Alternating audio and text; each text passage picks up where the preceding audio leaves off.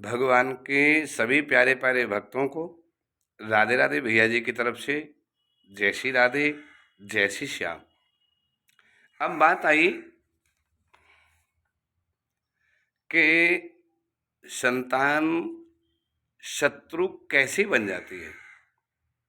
संतान एक पिता से शत्रुता रखता है, कटुता रखता है और पिता अपने पुत्र के साथ अभद्र व्यवहार करने के लिए क्यों मजबूर हो जाता है। आखिर संतान का शत्रु होना एक जीवन पर ग्रहण होता है और संतान का शत्रु होना बहुत ही दुखदाई होता है। संतान शत्रु होने पर सभी को असहनीय पीड़ा को सहना पड़ता है। यानी शास्त्रानुसार हमारे जितने भी सगे संबंधी बनते हैं वो किसी न किसी कारण के द्वारा बनते हैं। हमारे सगे संबंधी बने हैं यह संयोग से बनता है, अकारण नहीं होता।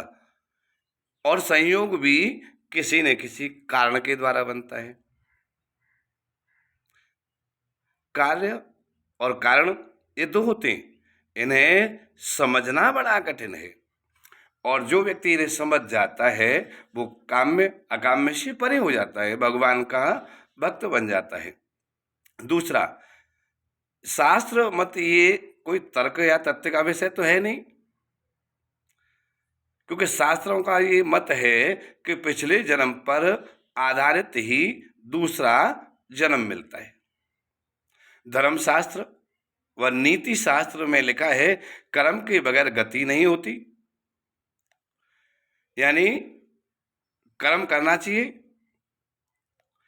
और जिस कर्म के आधार से ही हमें जीवन मिलता है और शरीर यानी जीवन को हमें भोगना पड़ता है आगे की तरफ।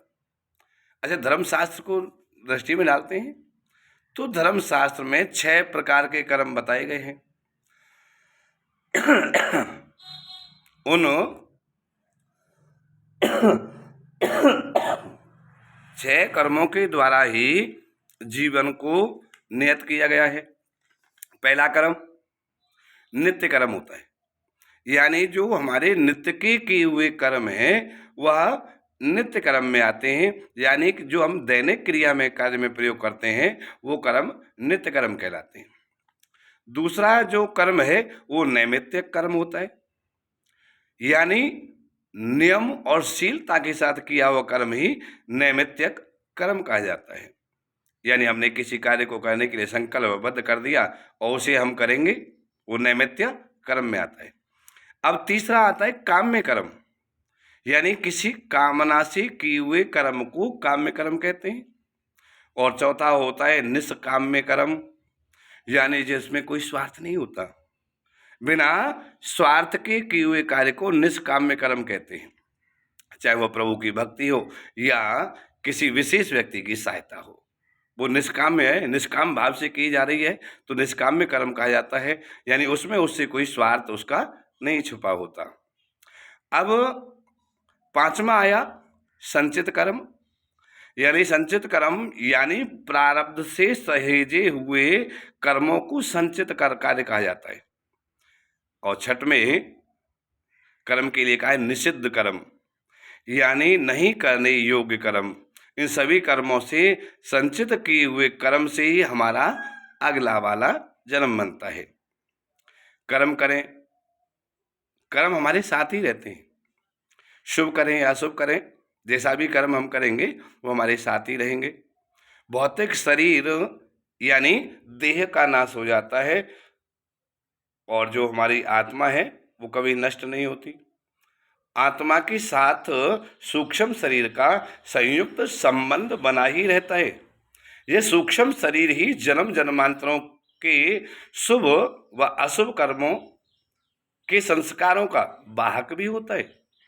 यानी शुभ और अशुभ कर्म जो सूक्ष्म शरीर के ही अंग होते हैं, अच्छे और बुरे कर्म ही सभी हमारी आदतें, ये हमारे कर्म पर निर्धारित करता है कि हम कौन सा कर्म कर रहे हैं।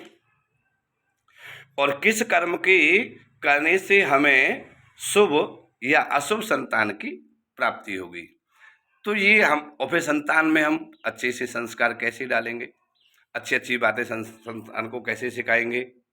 और अगर हम अच्छे संस्कार अपने संतान में नहीं डाल पाते हैं तो ये हमें दुख देखने को अवश्य मिलता है।